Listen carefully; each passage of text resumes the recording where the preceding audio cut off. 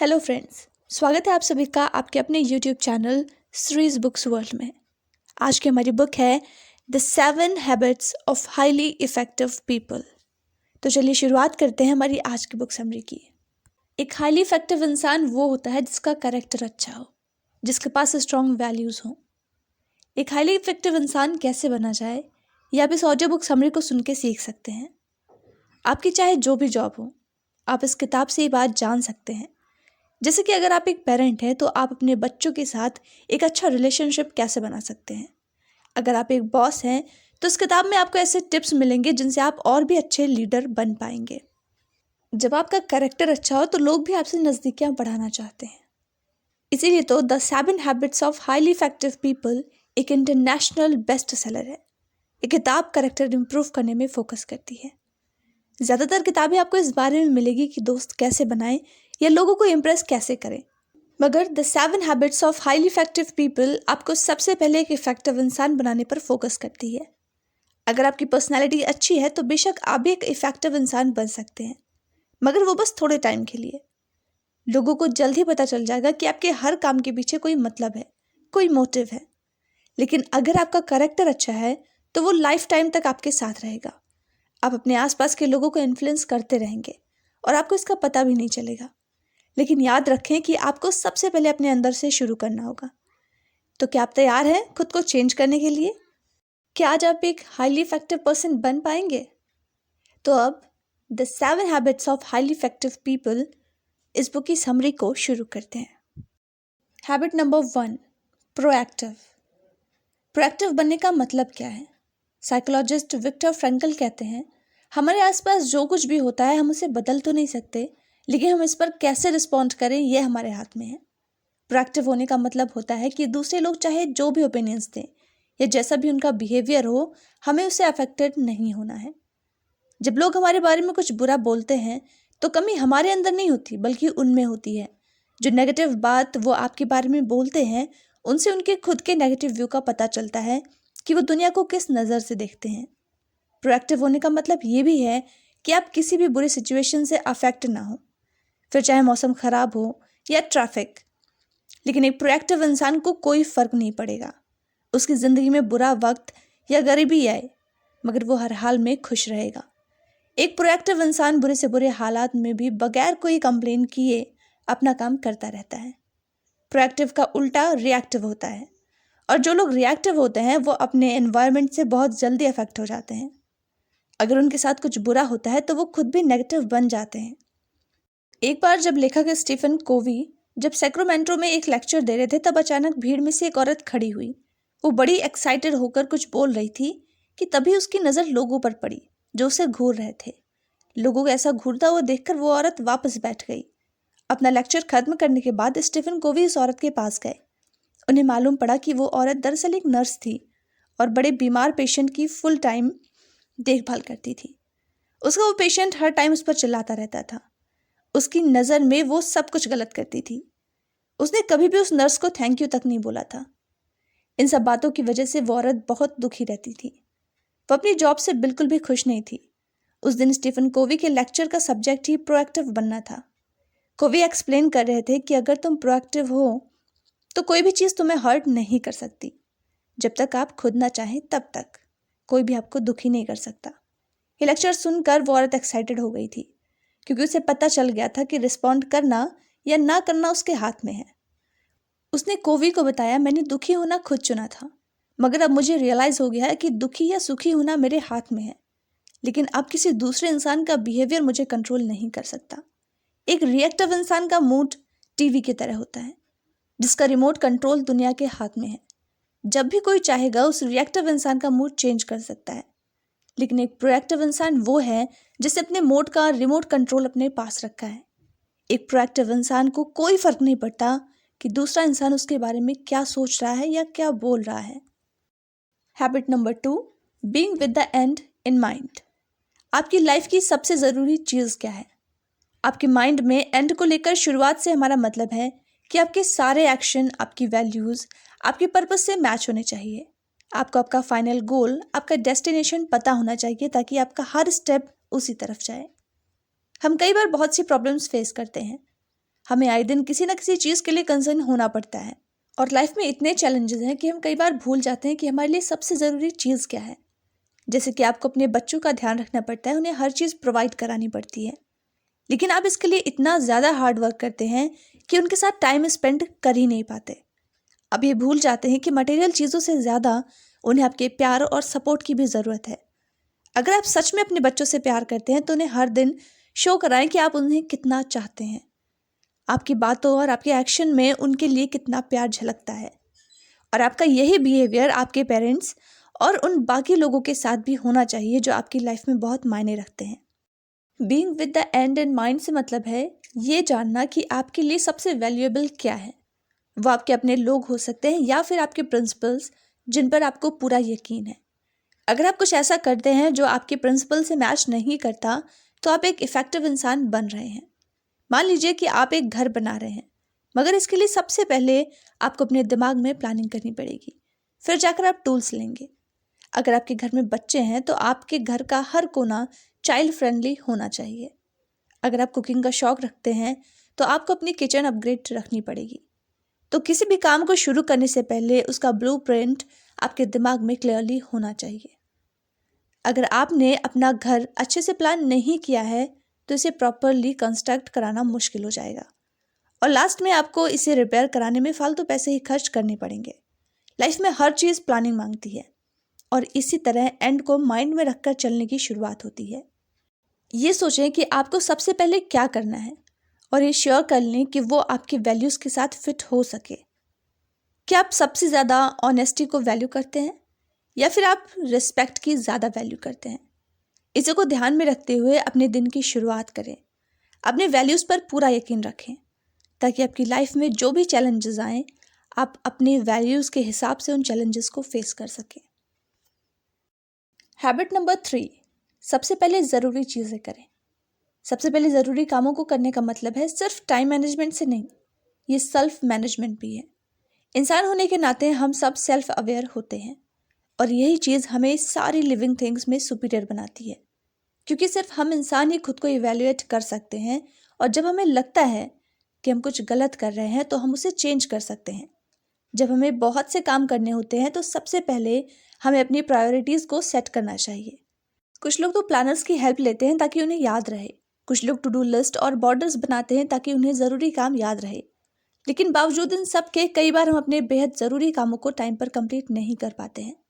जब आपकी प्रायोरिटीज़ पूरी नहीं हो पाती तो सेल्फ डिसिप्लिन आपकी प्रॉब्लम नहीं है। असली प्रॉब्लम ये है कि आपने अपनी प्रायोरिटीज़ को अपने दिलो दिमाग में बिठाया ही नहीं। आपने ये सोचा ही नहीं कि आपकी टॉप प्रायोरिटीज़ क्यों है, क्यों ये आपके लिए इम्पॉर्टेंट है। सोचिए ज़रा इसके बारे में, ये आपको और ज़्यादा मोटिवेट करेगा। टाइम मैनेज करना चैलेंज नहीं है, बल्कि खुद को मैनेज करना चैलेंज है। सबसे पहले ज़रूरी चीज़ें करें। इस बात का मतलब है कि अपनी प्रायोरिटीज़ को पहले नंबर पे रखें। इसका मतलब ये भी है कि ज़रूरत पड़ने पर आप ना बोलना सीखें। जब आपके पास करने के लिए ढेर सारा काम हो तो उन टास्क को ना बोल दीजिए जो आपकी प्रायोरिटीज़ का हिस्सा नहीं है। एग्जाम्पल के लिए सैंड्रा को एक कम्युनिटी प्रोजेक्ट का चेयरमैन बनने को बोला गया, मगर उसके पास पहले से इंपॉर्टेंट टास्क थे, मगर प्रेशर में आकर उसे हाँ बोलना ही पड़ा। सैंड्रा ने अपने पड़ोसी कोनी को पूछा कि क्या वो उस प्रोजेक्ट को ज्वाइन करना चाहेगी। सैंड्रा की बात सुनकर कोनी ने कहा, सैंड्रा, ये प्रोजेक्ट काफ़ी मज़ेदार लगता है, मगर कुछ रीजंस की वजह से मैं इसमें पार्टिसिपेट नहीं कर पाऊंगी, मगर सच में तुम्हारी इस इन्विटेशन को मैं अप्रिशिएट करती हूँ। उसके बाद सैंड्रा को लगा कि जैसा कोनी ने किया उसे भी वही करना चाहिए था। उसे भी पोलाइटली ना बोलना था जब उसे चेयरमैन बनने के लिए बोला गया था। ये प्रोजेक्ट कम्युनिटी के लिए काफ़ी अच्छा था, मगर कोनी को अपनी टॉप प्रायोरिटीज़ मालूम थी, इसलिए उसने ना बोल दिया। उसके पास करने के लिए दूसरे ज़रूरी काम थे और इसलिए उसने पोलाइटली ना बोलने की हिम्मत की। अगर आप अपनी प्रायोरिटीज़ अपने दिल और दिमाग में अच्छे से प्लान कर लेंगे तो आपके लिए बाकी चीज़ों को ना कहना आसान रहेगा और आप अपने ज़रूरी कामों को आसानी से टाइम पर पूरा भी कर पाएंगे। सेल्फ डिसिप्लिन से ज़्यादा ज़रूरी है कि आपके पास विल पावर हो जिससे आप ज़रूरी कामों को सबसे पहले निपटा सकें। Habit number 4, think win win. Win win एक ऐसा सोल्यूशन है जो आपको और उन लोगों को जिनसे आप इंटरैक्ट करते हैं काफ़ी बेनिफिट देगा। जब भी आपका अपनी फैमिली और कलीग्स के साथ कोई इशू होता है तो उसका कोई ना कोई सोल्यूशन निकालना ही पड़ता है जिससे सबका भला हो। विन विन बेस्ट सोल्यूशन है। अगर कोई जीतता है और दूसरा हारता है तो इससे एक लंबा और मजबूत रिलेशन नहीं बन पाएगा। इमेजिन करिए कि आपका अपने कलीग से डिसएग्रीमेंट हो जाता है, तो आपको ये करना है कि जो भी प्रॉब्लम है उस पर खुल के बात करें, उसका कोई ऐसा सोल्यूशन निकालें जो आप दोनों के लिए सही हो। लेकिन अपने कलीग को खुद पर हावी ना होने दें, ना ही आप उस पर हावी हो। आप दोनों का रिश्ता बैलेंस होना चाहिए जिसमें दोनों की जीत हो। इस वजह से आपके और आपके कलीग में कोऑपरेशन रहेगा, जिससे आप एक टीम की तरह काम कर सकते हैं। एक दूसरे के साथ कंपीट करने से ये कहीं ज़्यादा अच्छा है। अब इमेजिन करें कि आप बॉस हैं और अपने किसी एम्प्लॉय से आपका डिसएग्रीमेंट होता है, तो जाहिर सी बात है कि आपकी ही बात ऊपर रहेगी, क्योंकि आपका एम्प्लॉय अपनी जॉब की वजह से आपके सामने चुप ही रहेगा।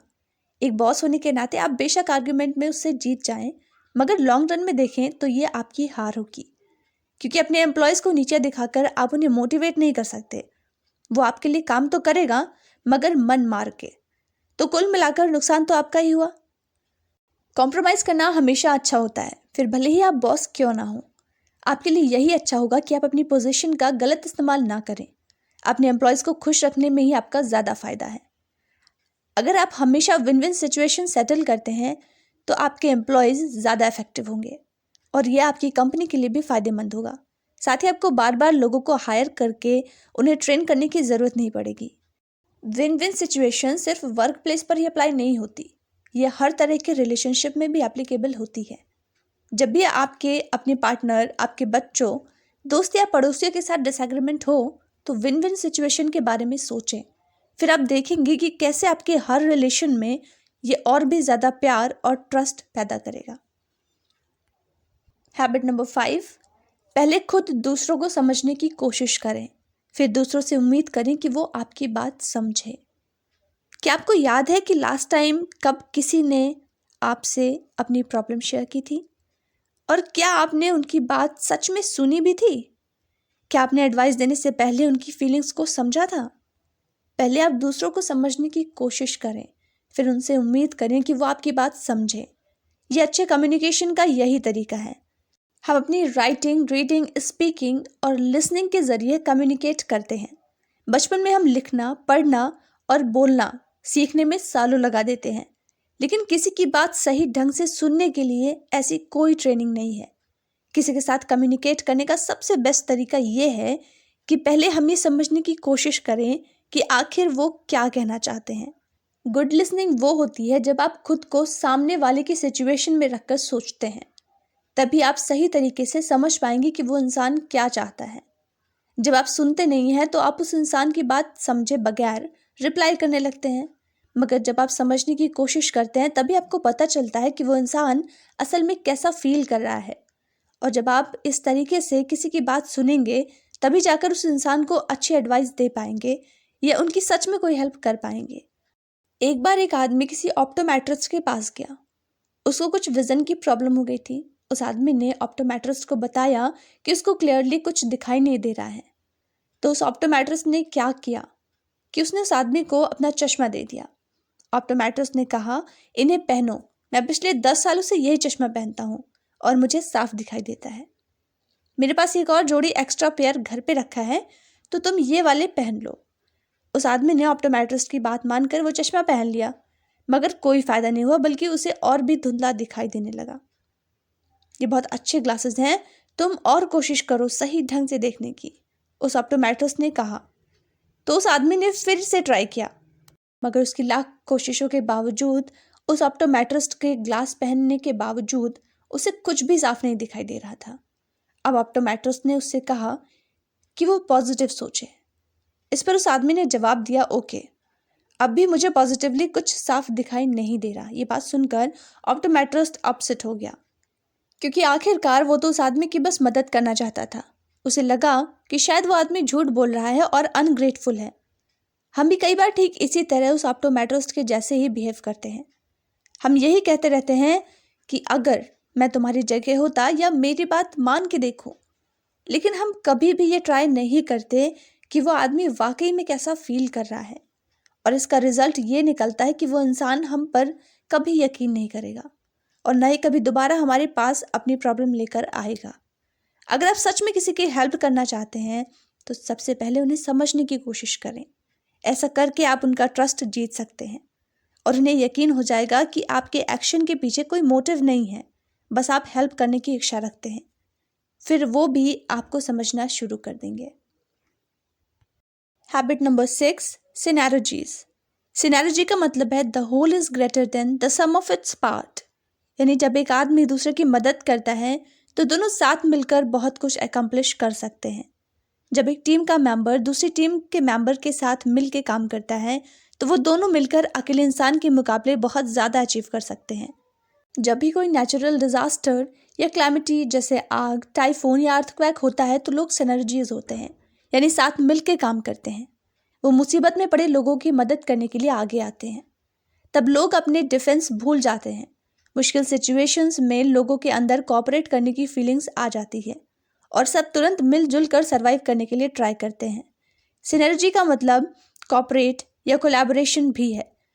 इसका मतलब साथ मिलकर चलना और कंबाइंड एफर्ट्स भी है। चाहे कोई भी ग्रुप हो, अगर आपस में सिनर्जी होगी तो इसका बेनिफिट ज़रूर मिलेगा। लेकिन प्रॉब्लम तो ये है कि सिनर्जी हमारी लाइफ में हर रोज़ नहीं होती। लोग आपस में अपने डिफरेंसेस दूर करना ही नहीं चाहते।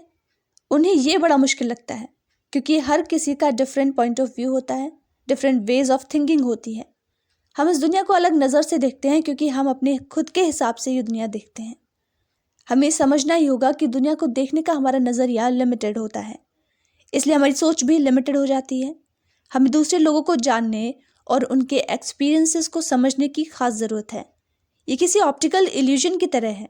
हो सकता है कि जो मुझे एक यंग लेडी नज़र आ रही है वही आपको एक बूढ़ी औरत दिखाई दे। हम दोनों ही उस इमेज को डिफरेंटली इंटरप्रेट कर रहे हैं, हालांकि हम दोनों ही अपनी जगह सही है। तो इस बात पर बहस करने का कोई फ़ायदा ही नहीं है। सिनर्जीज करने के लिए हम एक दूसरे के पॉइंट ऑफ व्यू को समझना ही पड़ेगा और इस तरीके से हम एक बड़ी पिक्चर देख सकते हैं।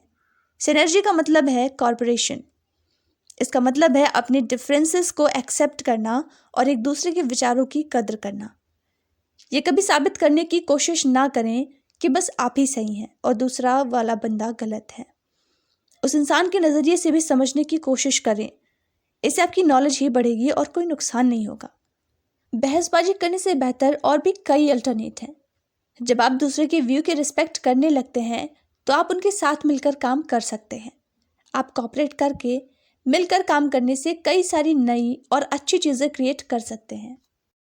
Habit number 7, sharpen the saw.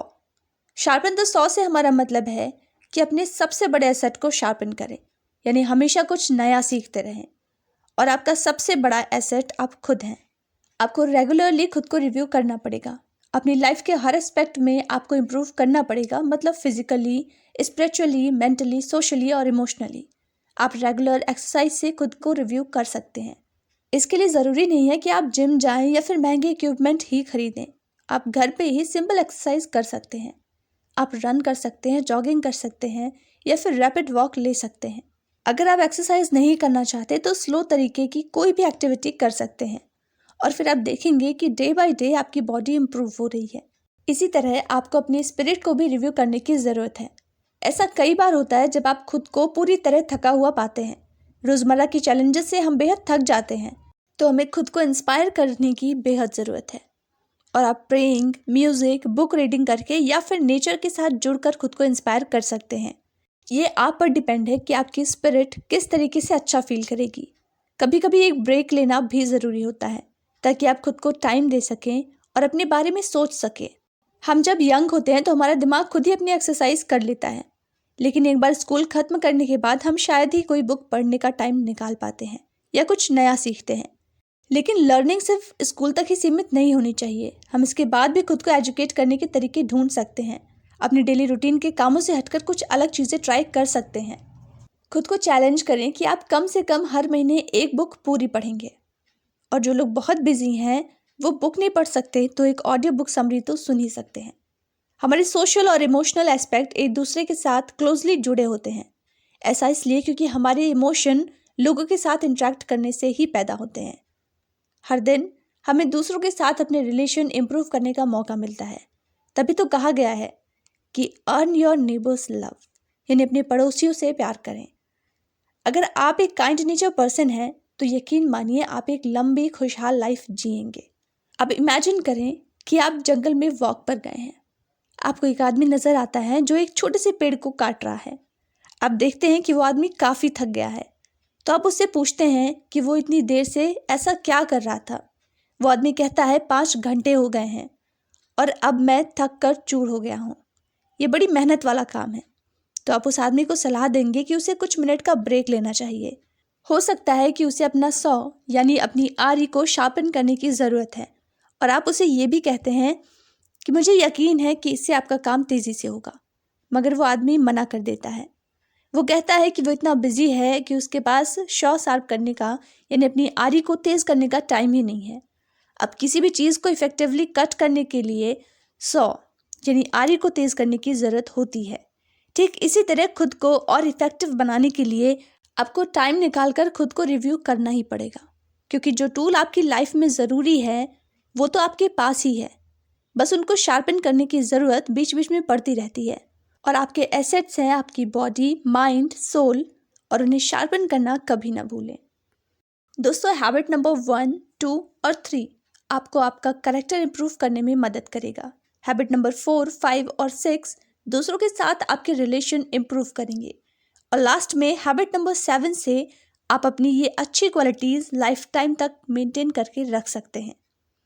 अब जो भी आपने सीखा उसे डेली लाइफ में अप्लाई करना भी सीखें। जब कभी भी आप किसी बुरी सिचुएशन में होते हैं तो प्रोएक्टिव बनने की कोशिश करें। जब भी आपका किसी के साथ कन्फ्लिक्ट होता है तो विन विन सिचुएशन चुनें। और जब आप कोई चीज़ बार बार करेंगे तभी वो आपकी हैबिट बन पाएगी। जैसा कि एरिस्टो ने कहा कि हम वही बनते हैं जो हम बार बार लगातार करते हैं। तो एक्सीलेंस कोई एक्ट नहीं है बल्कि हैबिट से आती है। दोस्तों, आपको ये बुक समरी कैसी लगी? अपने सुझाव और विचार हमें कमेंट्स में ज़रूर बताइए। साथ ही वीडियो को लाइक करिए, फ्रेंड्स और फैमिली के साथ भी ज़रूर शेयर करिए और चैनल को सब्सक्राइब करना बिल्कुल ना भूलें। मिलते हैं नेक्स्ट वीडियो में एक ऐसी नई, बेहतरीन और मोटिवेशनल बुक की समरी के साथ। Thanks for watching.